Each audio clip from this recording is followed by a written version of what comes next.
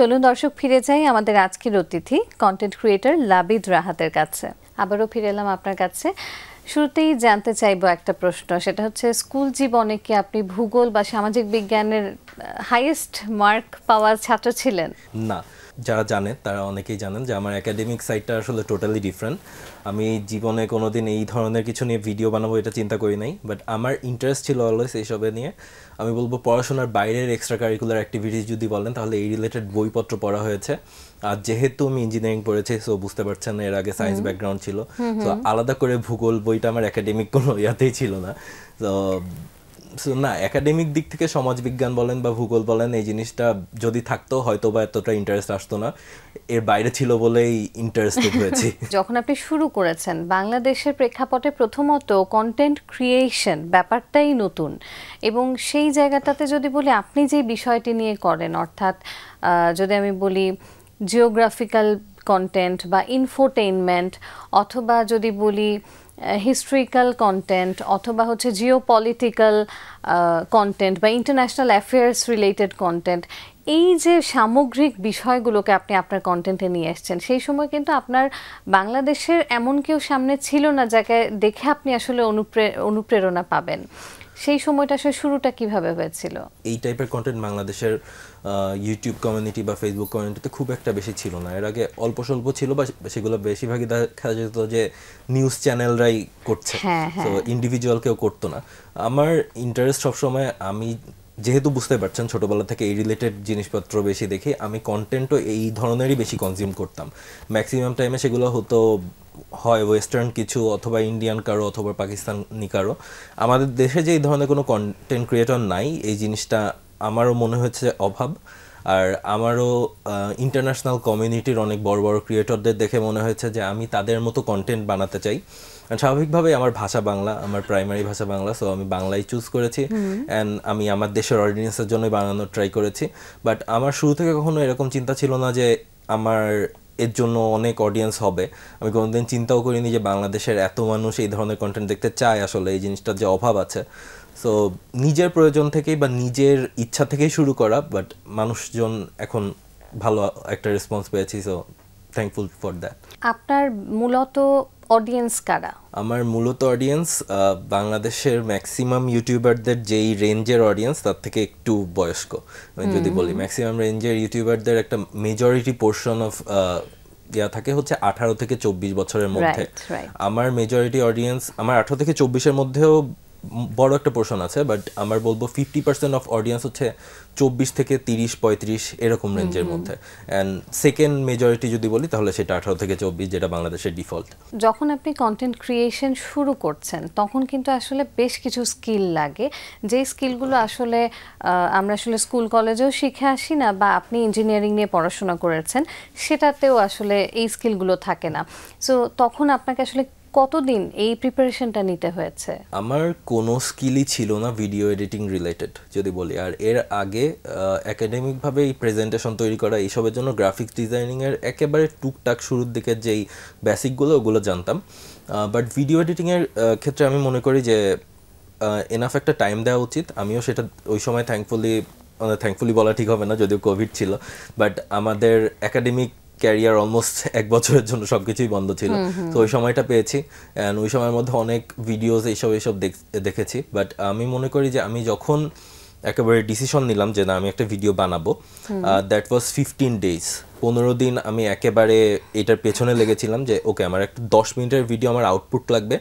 এর জন্য আমি 15 দিন ঘুমানোর টাইম বাদে বাকি অলমোস্ট সব টাইম, যেহেতু বাসা বাইরে যাওয়ার উপায় নেই, সব টাইমেই আমি এর পেছনেই লেগেছিলাম, হয় কম্পিউটারের সামনে, না হলে কোনো ভিডিও টিউটোরিয়াল দেখছি, এরকম করে করে। আমার মনে হয়েছে কারো যদি অনেক ইচ্ছা থাকে, 15 দিন টাইম কিন্তু খুবই কম টাইম একটা ভিডিও এডিটিং শেখার জন্য। আর আমার ফার্স্ট ভিডিও দেখলে যদিও বুঝবেন একেবারে আনাড়ি হাতে, বাট তারপরেও দ্যাট ওয়াজ দ্য স্টার্ট। একটু মোটামুটি প্রস্তুতি নিয়েই শুরু করেছেন, এটা কিন্তু বোঝা যায়।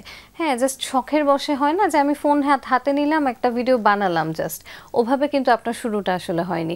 এবং আরও একটা বিষয় যে একটা দুটো ভিডিও বানিয়ে অনেকে কিন্তু থেমে যায়, 6 মাস 1 বছর একটা ব্রেক যায়। আপনার ক্ষেত্রে এরকম ব্রেক আসেনি? লাস্ট 1-2 মাস আমার বেশ কিছু পারিবারিক কেসও ছিল, অ্যান্ড একাডেমিকও কিছু ঝামেলা ছিল, এইসব কারণে লাস্ট 1-2 মাস আমি ভিডিও দিচ্ছি না। বাট এর আগে আমি যদি বলি 2021 সালের এপ্রিল মাস থেকে অলমোস্ট প্রতি সপ্তাহে একটা ভিডিও আমি অন্তত দিয়েছি। কোনো একটা সপ্তাহে মিস যেতে পারে মাঝে 1-2টা, বাট কখনো এমন হয় নাই যে 1-2 মাসের ব্রেক বা 6 মাসের ব্রেক, এরকম কখনোই হয় নাই।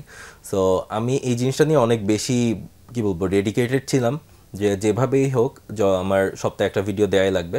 আমার প্রথম দিক থেকে চিন্তা ছিল যে আমার ভিডিও এডিটিং স্কিলসটা আপ করতে হবে, অ্যান্ড এটার জন্য আমার কনসিস্টেন্ট থাকাটা খুব জরুরি।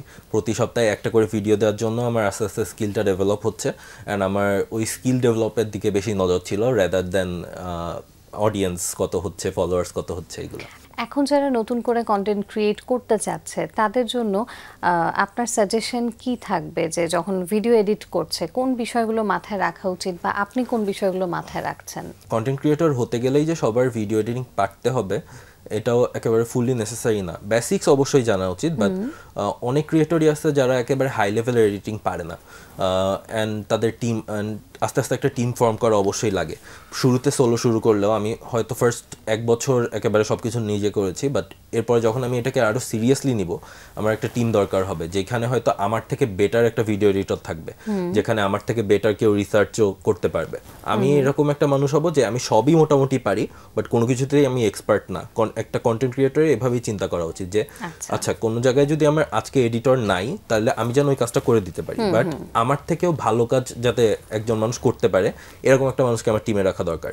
এন্ড এরকমও হতে পারে যে হ্যাঁ আমার এডিটিং অনেক পছন্দ, সো আমি এডিটিং সাইডটা দেখতেছি, এন্ড কন্টেন্টের আরও অনেক কিছু থাকে, রিসার্চ বলেন, আমার মার্কেটিংও একটু চিন্তা ভাবনা করা লাগে, মানুষ কোন ধরনের ভিডিও বেশি পছন্দ করছে, যদি আমি এটাকে প্রফেশনাল হিসেবে নেই এই টাইমে।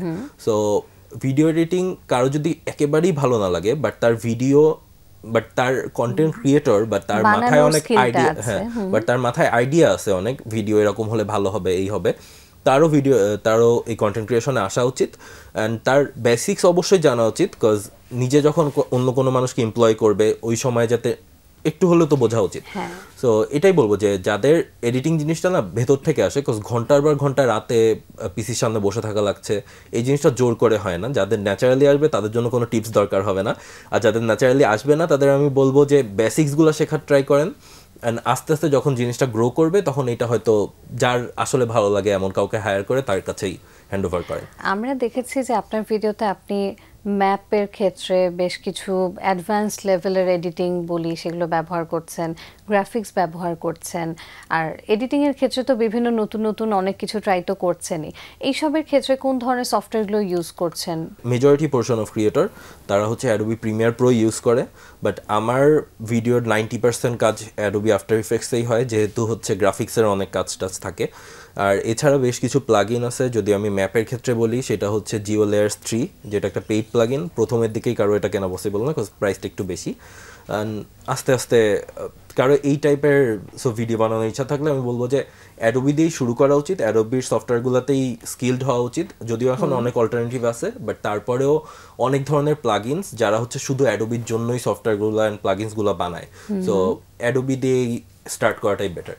খুব বড় কোনো ব্লান্ডার ঘটিয়েছেন কন্টেন্ট বানাতে, যে এরকম কোনো ঘটনা? না, আমার মনে হয় আমি সবকিছু খুব প্ল্যান করেই করি, সো ব্লান্ডার ওরকম ঘটে নাই। বাট আমি যদি বলি একবার খুব প্যারা হয়ে গেছিল লাস্ট ডিসেম্বরে। আমার প্ল্যান ছিল হচ্ছে পুরো ডিসেম্বর মাস জুড়েই আমি 7 জন বীরশ্রেষ্ঠকে নিয়ে 7টা ভিডিও দিব। তাদের লাইফ কেমন ছিল এটা যদিও আমরা অনেক বইয়ে পড়ি, বাট আমার মেইন টার্গেটটা ছিল তাদের ব্যাটেল ফিল্ডে যুদ্ধটা কেমন ছিল সেটাকে ভিজুয়ালাইজ করে আনা। অ্যান্ড ওই সময় আমি আগের থেকে ঘোষণা দিয়ে দিয়েছিলাম যে আমি এই ডিসেম্বরে 7 জন বীরশ্রেষ্ঠ নিয়ে ভিডিও দিব, বাট আপনিও জানেন আমি প্রতি সপ্তাহে একটা ভিডিও দেই। এখন 7টা ভিডিও বানাতে যে আমার যেই প্রেশারটা গেছে পুরা ডিসেম্বর, মাঝে মাঝে কয়েকদিন ধরে ভাবতাম হতো যে এই সম্ভবই না আমি যে, কিন্তু তারপরে আবার মনে হতো যে না, একটা কমিটমেন্ট করে দিছি, অলরেডি কয়েক হাজার মানুষ বসে আছে ভিডিও দেখার জন্য। সো ওই সময়টা বলবো খুবই প্রেশার গেছে। ব্লান্ডারও হয়তো বা বলা যায়, কারণ নিজের অ্যাবিলিটি না বুঝে আগে থেকে ঘোষণা দিয়ে ফেলছিলাম মানুষের কাছে। সো এইটাই, মানুষ পছন্দ করছে কি করছে না এই জায়গাটায় কখনো বিড়ম্বনার শিকার হয়েছেন, যে হয়তো আপনি একটা ভিডিও আপলোড করে ফেলেছেন, এরপরে দেখা গেল যে কোনো তথ্য নিয়ে অথবা অন্য কোনো কিছু নিয়ে খুব কমেন্টে মানুষ ঝড় তুলছে, খুব সমালোচনা হচ্ছে, এমন কি কখনো হয়েছে? কমেন্টে ঝড় তো উঠবেই, প্লাস আমি যেই টাইপের টপিকে ভিডিও বানাই এখানে অনেক মানুষের যেহেতু পলিটিক্স কোনো না কোনোভাবে একটু রিলেটেড, ইন্টারন্যাশনাল পলিটিক্স হলেও, বাট তারপরেও দেখুন কিছু না কিছু মানুষের কোনো না কোনো সাইড আছেই, তো এখানে তো কথা আসবেই। বাট আমি সবসময় যেই জিনিসটা করার ট্রাই করি যে আমি যেই কথাটা বললাম এটা নিয়ে যদি আমাকে কেউ কোয়েশ্চেন করে আমার যাতে তাকে সোর্সটা দেওয়ার মতো কিছু থাকে। আমি আমার প্রত্যেকটা লাইন নিয়েও যদি কেউ ধরে সেটার পেছনে সাপোর্টিং কোনো একটা সোর্স আমার কাছে আছে, রেফারেন্স আমার কাছে আছে, এন্ড এগুলো আমি সবসময় ডিসক্রিপশন বক্সে দিয়ে দিই। বাট তারপরেও কমেন্টে যদি ওরকম অতি বিড়ম্বনা পড়ার মতো কোনো কমেন্ট আসে অলওয়েজ আমি ওইটা কমেন্টেও লিখে দিই যে এটা এইখান থেকে নেয়া, এটা আমার বানানো কথা না। সামনের দিনগুলোতে কি ধরনের পরিকল্পনা আছে? যদিও আপনি এখন একটা বিরতিতে আছেন বলছেন, কিন্তু তারপরেও বিরতির পর যখন আবার কাম ব্যাক করবেন তখন আসলে কি নিয়ে কিভাবে আসতে চান দর্শকদের কাছে? সামনের দিনগুলোতে আমার কন্টেন্ট আস্তে আস্তে অনেক চেঞ্জ হয়েছে। আমি যদি বলতে চাই, আমি প্রথম দিকে স্টুডিওতে বসে ভিডিও বানাতাম, অ্যান্ড তারপরে আমি আস্তে আস্তে বাংলাদেশের কিছু হিস্টোরিক জায়গাতে ঘুরে ঘুরে সেই সব জায়গা নিয়ে ভিডিও বানানোর ট্রাই করেছি, অ্যান্ড তারপরে আমি দেশের বাইরেও বেশ কিছু জায়গার হিস্টোরিক্যাল জায়গাতে ভিডিও বানানোর ট্রাই করেছি। যেমন আমি যদি বলতে চাই যে আমাদের ইন্টারন্যাশনাল পলিটিক্সের সব থেকে ইম্পর্টেন্ট একটা জায়গাকে বলা হয় হচ্ছে নর্থ আর সাউথ কোরিয়ার বর্ডার, যেটা ডিএমজি। আমি ওখানে যে ভিডিও বানাতে পেরেছি, এটা একটা বড় জিনিস। তো আমার ফিউচারের প্ল্যান আস্তে আস্তে ওয়ার্ল্ডের এরকম যত ইম্পর্টেন্ট জায়গাগুলো আছে আমার জনরার ভেতরে, সেই সব জায়গাতে গিয়ে আমি ভিডিও বানাতে চাই রাদার দ্যান স্টুডিওর ভেতরে বসে না থেকে। সো ফিউচারে হয়তো বা নেক্সটে আমাকে আরও বেশি বাইরের ভিডিও বানানো দেখবেন, গ্রাউন্ড রিপোর্টের ভিডিও বানানো দেখবেন রাদার দ্যান স্টুডিওর ভেতরে। এই জায়গাটাতে যদি আবারও সেই মনিটাইজেশনের বিষয়টা একটু আনতে হচ্ছে যে আপনি কত মাস পরে এসে ইনকাম শুরু করলেন এখান থেকে, এবং এই যে আপনি বিভিন্ন জায়গায় ঘুরে ঘুরে যে কাজগুলো করছেন বা করবেন সেটারও কিন্তু একটা বেশ খরচের ব্যাপার থাকে, একটা বাজেটের বিষয় থাকে। সো সেই কারণে একটু জানতে চাওয়া যে কি ধরনের আর্নিংটা আসছে আপনার এই কন্টেন্ট ক্রিয়েশন থেকে?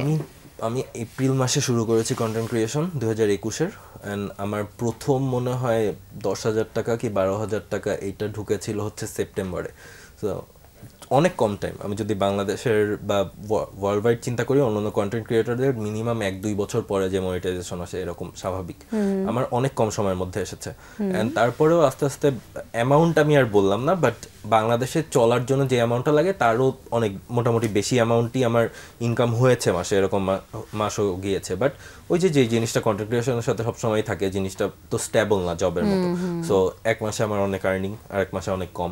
অ্যান্ড আমি যদি বলি সব সময় বাইরে গিয়ে ভিডিও বানানোর মতন আসলে রিসোর্স থাকে না। রিসোর্স ইন এ সেন্স আমি এখানে টাকার কথাই বলছি, সবসময় তো সেটা থাকে না। এই কারণে হয়তো প্রত্যেক দিন আমাকে বাইরে যেতেও দেখবেন না, হয়তো বা 2-3 মাস পরে একবার, এভাবেই। বিকজ বাইরে গেলে একটা টিমও লাগে, 2-3 জন মানুষ লাগে, তো সবকিছু মিলে অবশ্যই একটা খরচ আছে। আর যেখানে আমার বাসার ভেতর ভিডিও বানাতে হয়তো বা খুব বেশি কিছু খরচ হচ্ছে না। জানা অজানা অনেক কিছু আপনার কাছ থেকে জানলাম। একদম সর্বশেষ প্রশ্ন ছোট্ট করে জানতে চাই, সর্বোচ্চ এক মাসে কত টাকা আর্ন করেছেন এই কন্টেন্ট থেকে? নিয়ারলি 5 লাখ। বর্তমান প্রজন্ম এই যে দিন দিন কন্টেন্ট ক্রিয়েশনের দিকে আস্তে আস্তে আগ্রহী হচ্ছে, সেটা নিশ্চয়ই আপনাদেরকে দেখেই তারা আসলে অনুপ্রাণিত হচ্ছে। একদম সর্বনিম্ন কত এসেছে? সর্বনিম্ন তো মাসে আসেও না এমন হয়েছে। আর তারপরেও যদি এসে থাকে 10,000-এর নিচেও কি এসেছে? না, অ্যাকচুয়ালি ইউটিউব থেকে $100 নিচে হচ্ছে আসেই না। তো যে মাসে $100 নিচে, বাট এরকম এখনো পর্যন্ত হয় নাই। যদি বলে ওই প্রথম মাসের দিকে এরকম হয়েছে, বাট সর্বনিম্ন ওই 10-20 হাজার টাকা তো আসেই। এটা তো কিছু না করলেও আসে বলতে গেলে। এই লাস্ট এক মাসেও এসেছে, আমি কিছুই করি নাই অলমোস্ট। বাট তারপরে এটাকে আসলে স্ট্যান্ডার্ড ধরা উচিত না, কজ এমন মাসও গিয়েছে আমি মাসে 4টা ভিডিও দিচ্ছি, খুব হার্ড ওয়ার্ক করছি, বাট এর আগের মাসে যেটা আসছে তার হাফও আসে নাই। সো কোনো কিছুই সার্টেন না আসলে কেমন কি আসবে। ওই যে আমি যে 5 লাখ বললাম, এটা শুনে অনেকে মনে করতে পারে যে এইটাই মনে হয় সবসময় আসে, but that was the highest, and তার সাথে আমার অ্যাভারেজের হয়তো আকাশ পাতাল পার্থক্য আছে। এটাও বুঝতে হবে সবার, যদি কন্টেন্ট ক্রিয়েশনে আসতে চাই কেউ। বাহ, চমৎকার একটা আলোচনা হলো, আড্ডা হলো আপনার সাথে, অনেক কিছু জানলাম, এবং আমার বিশ্বাস আমাদের দর্শক যারা রয়েছেন তারাও আসলে অনেক কিছু জানতে পারবে আজকের এই আড্ডা থেকে। অনেক অনেক ধন্যবাদ আমাদের দিন প্রতিদিন আজকে আমাদেরকে সময় দেওয়ার জন্য। থ্যাংক ইউ সো মাচ আমাকে ইনভাইট করার জন্য। দর্শক, এতক্ষণ কথা হচ্ছিল অতিথির সঙ্গে, এবার সময় হলো বিদায় নেবার। আমাদের অনুষ্ঠান সম্পর্কে আপনার যে কোনো মতামত ও পরামর্শ জানাতে লিখুন এই ঠিকানায়। প্রযোজক দিন প্রতিদিন, Banglavision, Noor tower, ১১০ Birottom CR Dutta road, Dhaka ১২০৫। Phone ৯৬৩-২০৩০-৪। আমাদের ইমেইল অ্যাড্রেস dinprotidin@banglavision.tv। মার্কিন পাচক এমেরিল ল্যাগাসের একটি উক্তি বলে বিদায় নেব আজ। তিনি বলেছেন, আপনি যদি আপনার স্বপ্নের পেছনে না ছোটেন তাহলে কিন্তু অন্যেরা ছুটবে। প্রিয় দর্শক, সবাই ভালো থাকুন, সুস্থ ও সুন্দর থাকুন। আজ সারাদিন সবার জন্য শুভ ও কল্যাণময় হোক।